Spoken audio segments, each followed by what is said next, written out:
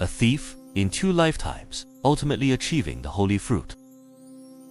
Hi everyone, welcome to today's analysis. Today, we are going to take you straight into a story from the Buddhist scriptures that is absolutely packed with dramatic flair. This is definitely not one of those ancient myths that you just listen to and forget. In fact, it precisely deconstructs exactly how our thoughts, intentions, and fleeting impulses manifest step by step in real life. Are you all ready? Let's dive straight into the core story. The perfect prelude, the tale of two realms. The story kicks off just like a movie, taking us right into the high-tension city of Shravasti. Right away, we see a powerful contrast. On one side, the Brahmins in the city center and suburbs are red-faced and screaming at each other, fighting over the mere rights to receive alms. The scene is utterly chaotic and dripping with resentment. But the moment you shift your gaze toward the Jetavana monastery where the Buddha resides, well, it is so incredibly quiet that you could hear a pin drop. The entire monastic community is enveloped in a state of profound, deep tranquility. These two absolute extremes in atmosphere set the perfect stage for the massive event to come, the dramatic turning point from hell to the Pure Land. So, while those Brahmins are in the middle of their fierce argument, the dramatic twist occurs. A courier thief decides to take advantage of the chaos to snatch some gold and silver jewelry. However, he gets caught red-handed. You can just picture the scene. The furious crowd takes all their pent-up rage out on him. It is a brutal, near-fatal beating, whips lashing, fists flying, and kicks raining down. But here lies the most fascinating part of the story. It is precisely this horrific, life-threatening torture that forces the blood-soaked thief to flee for his absolute life. And where does he run? You guessed it, straight toward the incredibly serene Jetavana monastery we just mentioned. When he stumbles and collapses right in front of the Buddha and the assembly of monks, he is completely shell-shocked by the pure, unadulterated serenity before his eyes. Think about it. 1 second ago, he was experiencing a living hell of greed and violence. The next second, he is gazing upon a pure land on earth. In that very moment, a colossal transformation takes place inside the battered thief's heart. Not only does a wave of immense joy wash over him, but an unshakable, resolute thought flashes through his mind. He had had absolutely enough of being a Brahmin, achieving the holy fruit, an instant spiritual leap. What happens next will completely shatter everyone's expectations. The thief drops straight to his knees before the Buddha, desperately begging to be ordained. And the Buddha, without a single shred of disdain, looks at him with supreme compassion and utters just two words: "Yehi bhikkhu." Right after that, it is as if his spiritual journey goes into overdrive.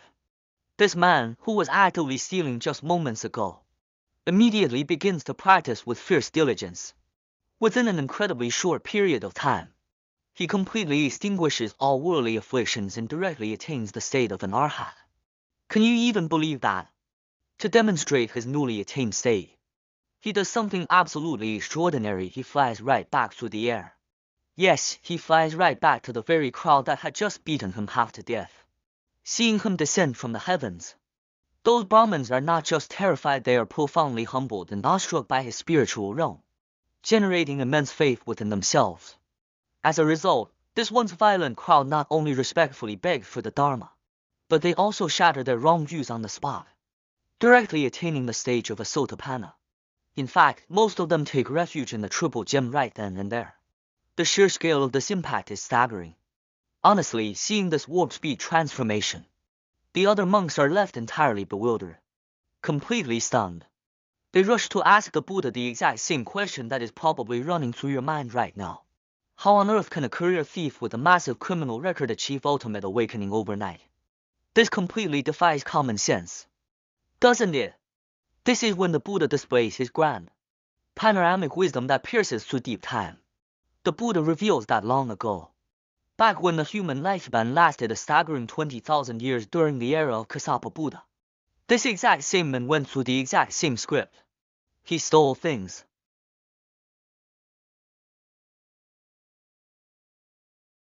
and fled to become a monk. Although he strictly and beautifully maintained the pure precepts during that past lifetime, he did not actually achieve any spiritual awakening before he died. So, here is the most critical twist. Right at the final moment of his past life, after keeping the pure precepts for a lifetime, he made an incredibly clear and powerful vow. He vowed that in the future, when Shakyamuni Buddha appeared in the world, he would ordain, extinguish all afflictions, and attain arhatship. Everyone needs to realize that this wasn't some casual, throwaway New Year's resolution. This was a rock-solid, unwavering intention anchored for the future.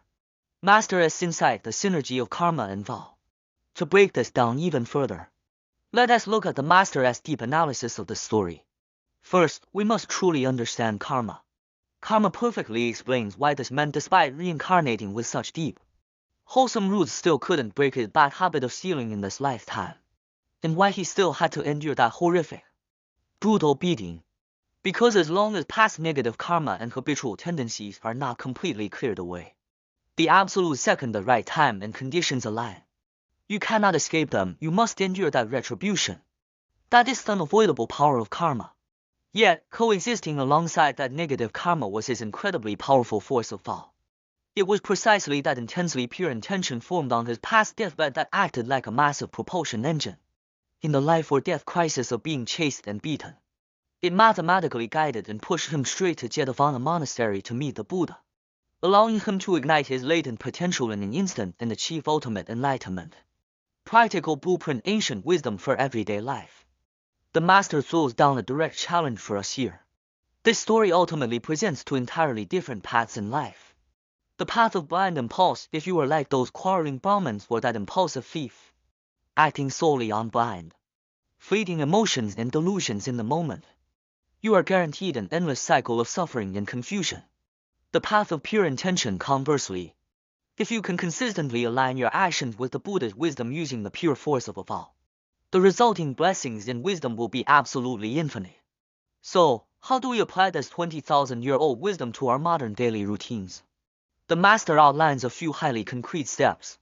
Frequently repent, actively repent for your past negative karma. Halt blind impulses, never act out of sheer impulse or uncontrolled emotion.